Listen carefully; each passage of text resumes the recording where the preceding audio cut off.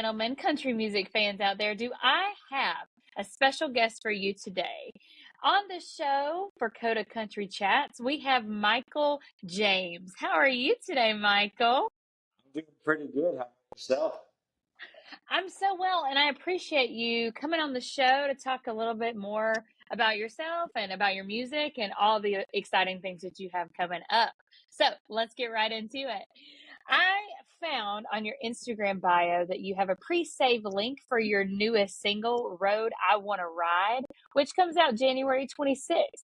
Tell me a little bit more about the single, maybe something about the writing that makes it special to you. I'd love to Mhm. hear all about it. The single was something I wrote early last year in 2023, so pretty much like a year ago. And it was kind of one of the first songs I wrote for this new era of music I was going into. I came to town thinking I was going to be like the party country guy and all that stuff, but quickly, like I got into my faith more and more, and I couldn't write those party stuff anymore. So this is like the first song of the new era, and it really just shows who I am as a person now. I kind of found myself in what I want to write, so all those lyrics will talk about just the new me. I love to hear that though. Something new and fresh that the audience is rearing to hear, you know? So, Road I Want to Ride. In talking about your shift into like a faith-based era, is there a lyric or any like specific section of the song that really speaks to that? Yeah, I think a lyric that's in the chorus, it says, "I'll let Jesus pave the way on this drive. That's a road I want to ride."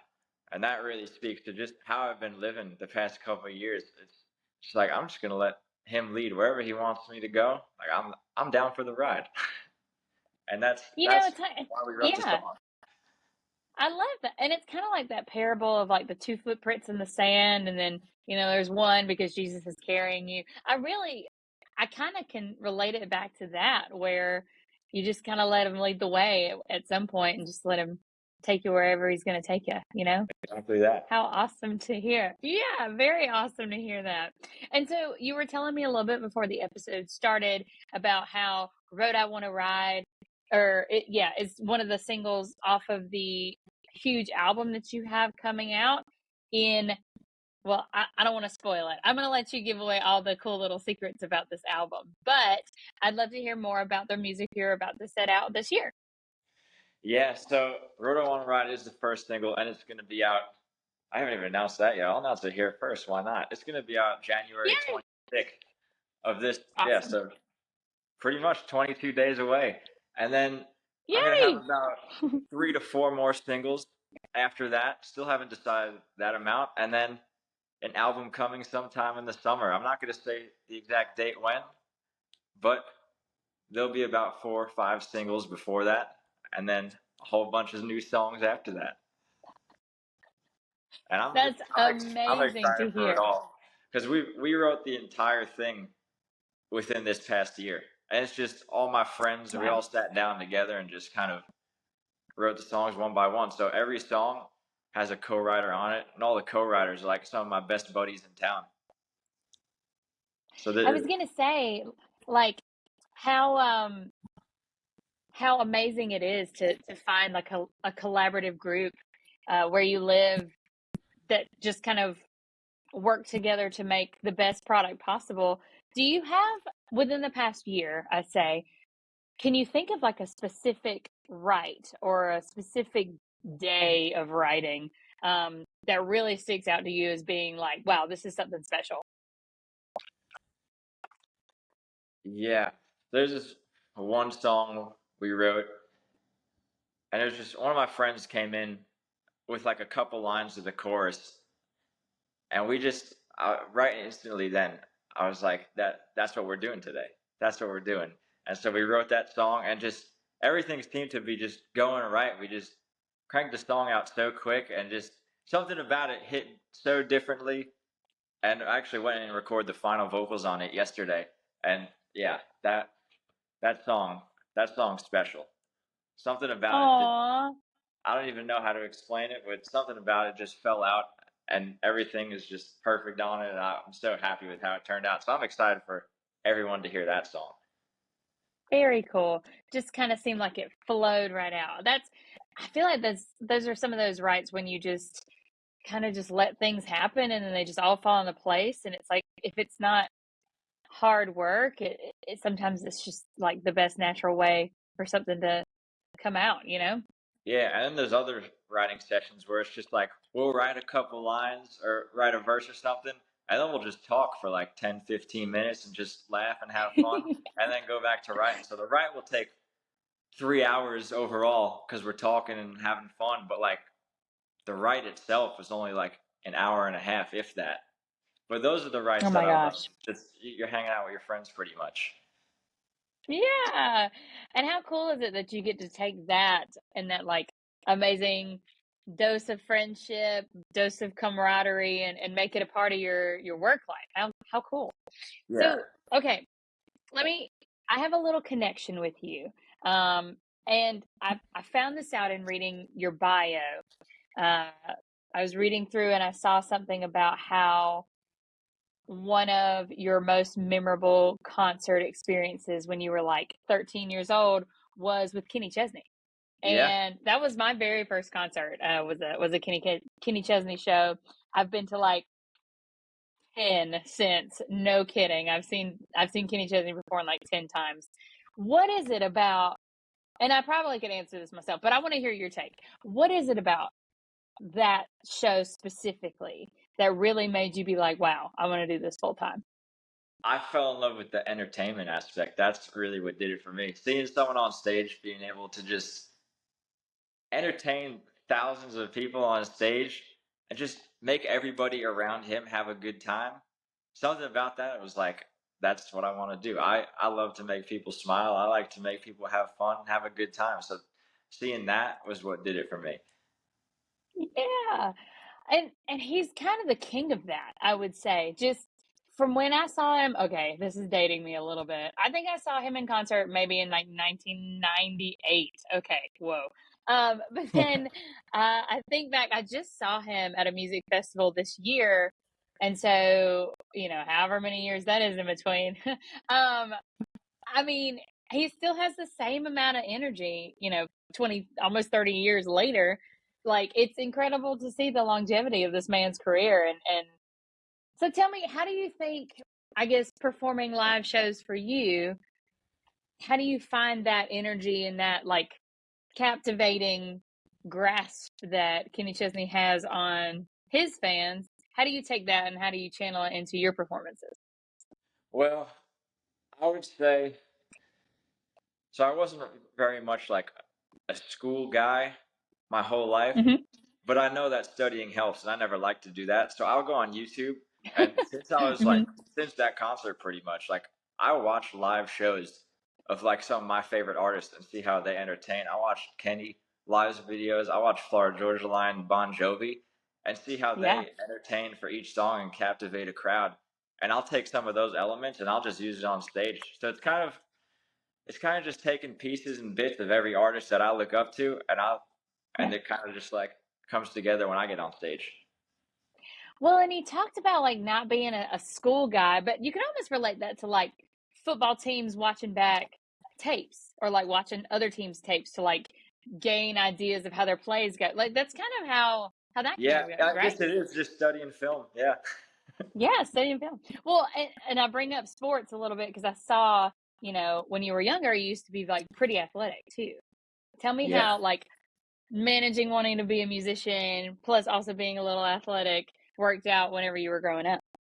So it was kind of a blessing and a curse, just all stormed together at once. Like around the time where I saw Kenny Chesney live, I got I already had like one or two concussions under my belt from playing football.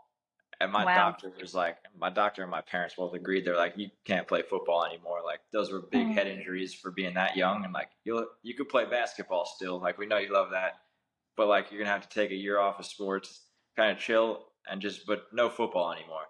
So football was out the window. I thought I was gonna be in the NFL just like every kid. And I was still playing basketball, holding on to that dream. And yeah, that 2 concussions later, so 4 total, and that dream quickly ended.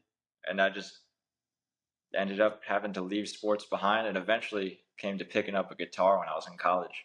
Mhm. So it kind of all And I just like saw, yeah, go perfectly ahead, keep went going. into it. Yeah. And I saw that with the guitar, you essentially taught yourself, right? Yeah, I kind of just looked up videos on YouTube. This guy named Marty Hmm. Music, he has a channel on there.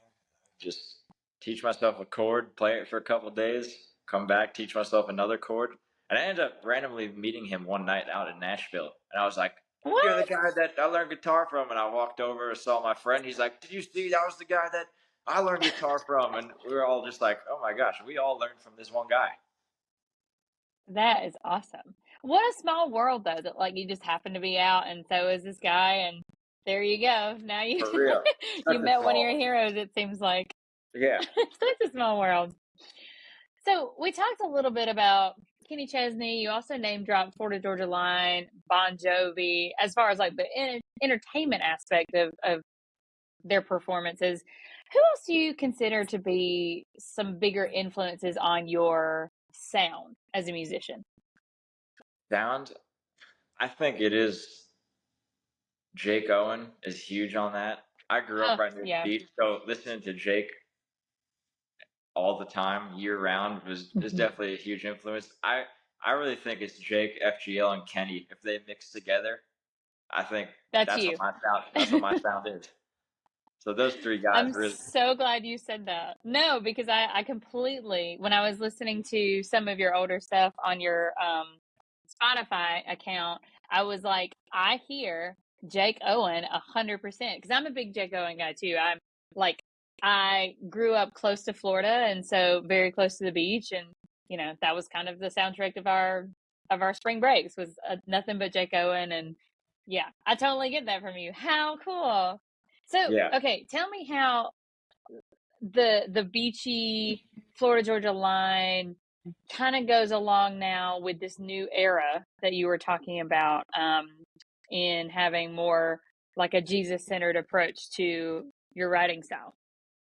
yeah. So basically, I think it's just the production has stayed the same through it all, but really Hmm. just the content lyrically has changed, and it's really just what I've been going through and how life is. It's just truth to what I'm living. I really want to just be truthful, not write just like random stories and just make up stories about whatever, going out and Yeah. seeing a girl and whatever. Like all the stuff that I've written is stuff that's real to me, and that's what makes it Yeah.